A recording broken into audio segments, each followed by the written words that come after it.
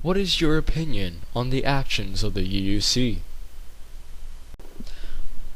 Well, honestly, I think the UnitedUnionClan and its actions are completely due to avenge 7X Major and SentryStrike.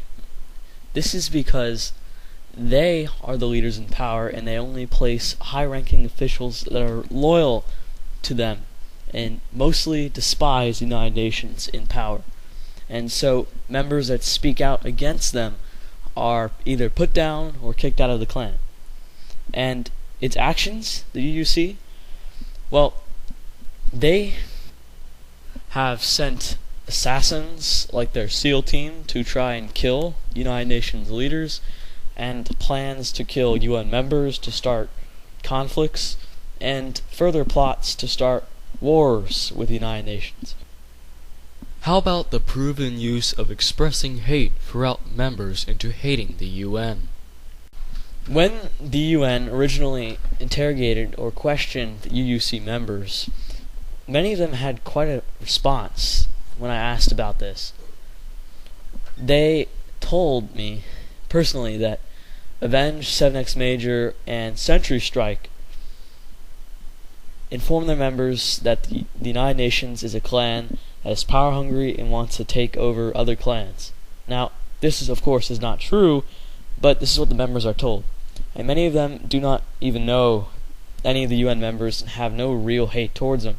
But some that are undoubtedly loyal to the UUC and its leaders are,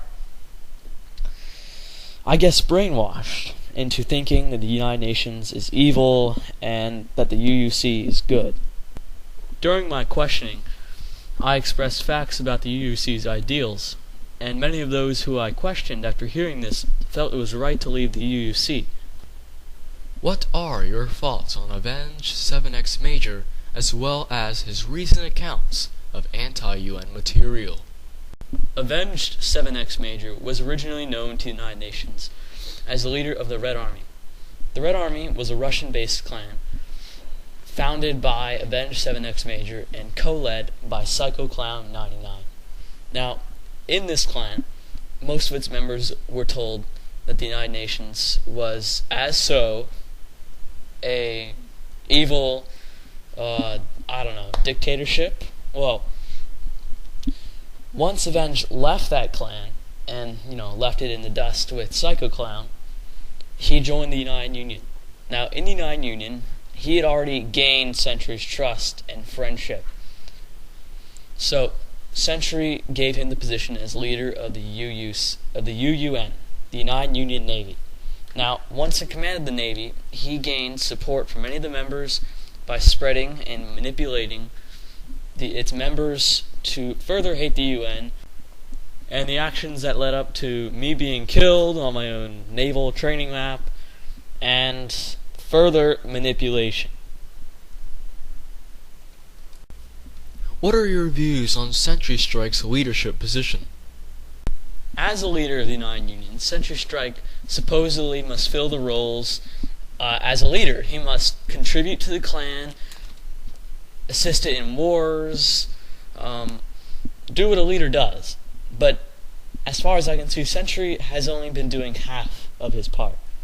He easily was manipulated by Avenged and so forth, is being puppeted by Avenged 7X Major. Whatever Avenged does, Sentry has to go patch it up. Like if Avenged attacks a clan without just reason, Sentry will patch it up and say sorry. Or if it's a good cause to Sentry, or supposedly, Sentry will let it continue and then blame it on Avenged when someone asks them about it. Maybe it may not be my job as the leader of the UN to judge or so-and-so SentryStrike, but honestly, he has not fought in any of the battles in the war yet. He has not spearheaded any of them, not led his troops into battle. That's a poor leadership skill to me. Now, Sentry's also allowed his members to act unprofessional in the field of combat, taunting, using language extensively, and permitting his quote unquote leaders, like admirals that should be holding a high position, letting them do whatever they want. Okay? By doing whatever they want, I don't mean like he needs to be a control freak or anything. I'm just saying like they are joining games, killing people, getting away with it. And Sentry does nothing about this. And what about Congress? Congress is supposed to be the leading power in this clan. Well, they can't do anything about it because Congress hardly ever meets, so I hear from its members. Congress, most of its members are influenced by what Avenged or SentryStrike say. So there's really nothing to check his power. And so on forth, the UUC is led by a dictator. Now, from what I hear, where is the 600 or so members that the UUC supposedly have? Let this be known as my personal opinion. I believe the UUC is either exaggerating to an extreme amount their member count, and that the UUC honestly doesn't have that many members because their commanders, like Lone Gamer, say that they're all with SentryStrike all the time. But whenever we face them in some sort of conflict or battle, I see the same faces, the Navy SEALs, the only people fighting, and the Assault Division. So I honestly don't think the UC has 600 members. I'd approximate around 60 or less, not in the hundreds. What effect will this war have concluding on the UN and the UUC side? Well, honestly, I predict this war will have a negative and positive effect on both clans.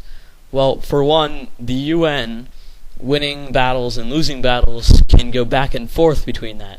Losing morale, gaining morale, fighting battles, winning battles, losing battles. And the UUC, well, their members obviously show signs of war hungerness, so they may be gaining a boost in morale. Also, the effect of this war permanently rests upon the intentions of each clan in this two-sided war. Well, for one, alliances could be gathered on both sides, resulting in major hate or conflict in the future post-war. Okay? So, even after this war ends, there could be more conflicts because of the alliances that were gathered up to fight each side.